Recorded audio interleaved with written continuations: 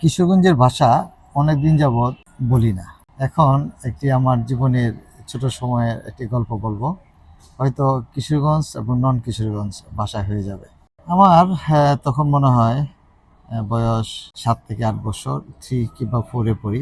আমি যখন ছোটবেলায় খেলতাম, পিছনে সন্ধ্যা নদীর পাশে শহীদার বাড়ি। তো শহীদার বাড়ির ওই পাশে আমাদের কিছু গাছগাছালি, ক্ষেত খামার ছিল। এইখানে আমরা, আমার বাবা, আমার দাদা, তারা উখ ক্ষেত করতো। শীতকালে উখ ক্ষেত হইতো। তখন দেখি গরুর গাড়ি আইতো, গরুর গাড়ি দেয়া এই উখগুলি কাটিয়া গরুর গাড়িতে ভরতো।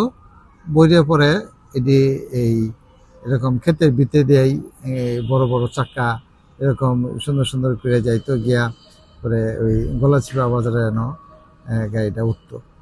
গলাচিপা বাজার থেকে পরে গাড়ি এনে আরেকটা বড় লরি, ট্রাক্টর এর মতো পিছনে 3-4টা এরকম লরি থাকতো।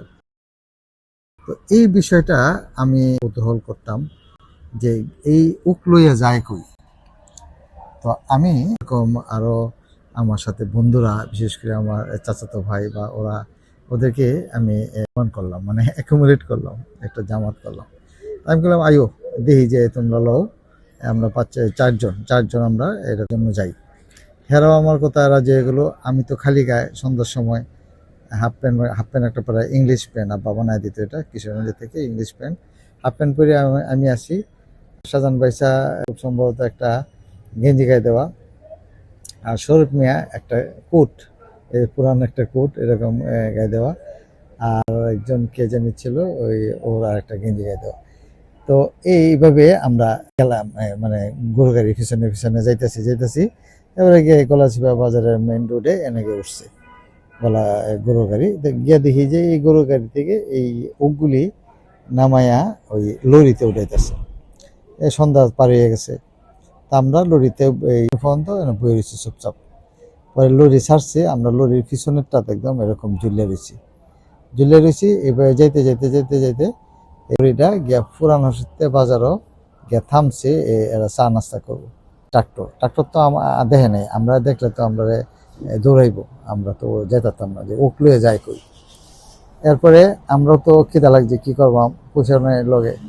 তারপরে দেখলাম যে হেরা তো একটু বিড়ি টিড়ি খাইতো, খাইয়া পরে আবার এই লরি ছাড়ছে, আমরা জুলে রয়েছি পিছনে। জুলে যাইতে কোদালে চৌরাস্তা পারাইছে, চৌরাস্তা পরে সিধা যাইতেছে, পরে গিয়া কাল্লে চাপড়া গেছে। এই সময় রাইত হয়েছে, কাল্লে চড়া গেছে, পরে লরি বৃত্তে এই কাল্লে চাপড়া সুগার মিলে বৃত্তে ঢুকে গেছে। তা আমরা লরির ভিতরে ঢুকেছি, আন্দাই কেউ দেখে না। ঢুকেছি পরে তো ওই যখন একেবারে কাছাকাছি গেছে যেন লোড দিব মেশিনের ভিতরে, যেন ফালাইতেছে, এই সময় মানছে দেখছি আমরা, এই তোরা কারা, কেমনে আইসস এই রাইট করিয়া। বাস আমি তখন হেরা ডরাইতেছে, আমি তখন কইছি সাহস আছে, আমি কইছি দেখুন আমি এরা লইছি, কেলে রয়েছি, এই উক যায় কই, আমরা বাড়ি, আমরা ক্ষেত, আমরা এটা যে উক আমরা খেতে টানছি, দেখি যে এটা গরু গাড়ি লইয়া যায়, গরু গাড়ি উক লইয়া যায় কই। এই তো এই কৌতূহল করে পরে আইলাম, দেখলাম যে এটা আরেকটা গাড়িতে উঠায়, এই গাড়ি যায় কই। এইভাবে গাড়ির পিছনে আমরা উঠতে আয় পড়ছি। আমরা কিছু মাফ করে দিন যে আমরা এটা কি করে নিতেন দেয়, হয় তাহলে তো তুমি দেখা যায় ভালো কথা কইতেছ, সবাই লই আইও, মিলটা দেখাই করে এনে চিনি হয়, এই গুড় হয়। পরে আমরা লইয়া গেছে এই ম্যানেজার লইয়া গিয়া কেমনে উক দে, তারপরে উকের থেকে কেমনে হয় রস থেকে একে ব্যাগটা দেখাইছে। দেখাই একে ম্যানেজারের রুমে বসাইয়া লাল চিনি খাওয়াইছে, সাদা চিনি খাওয়াইছে, এটা খাইছি। খাইয়া পরবর্তীতে পেট ভরিয়েছি, পরবর্তীতে আবার দেখে টেকে আয়া পড়ছি। আয়া পরে যখন গেটের সামনে খার হয়েছি, এমনি দেখি আমরা বাড়ির আইছি।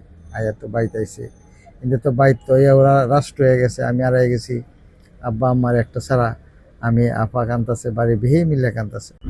তখন আমার লইয়া গেছে, পরে আম্মা জড়ায় ধরি, আব্বা জড়ায় ধরি, কান্দতেছে কতক্ষণ, কান দিয়া পরে আমারে আম্মা, এই যে আমরা তখন গায়ে আছি, গায়ের থেকে এই যে মলাই, মানে সর, দুধের সর তুলে এক গ্লাস ভরিয়া, বড় গ্লাস ভরিয়া, আগে আমার গোসল করাইছে, গরম পানি দিয়ে গোসল করাইছে, গোসল করে টরে এই সর খাওয়াইছে। মাশাল্লাহ।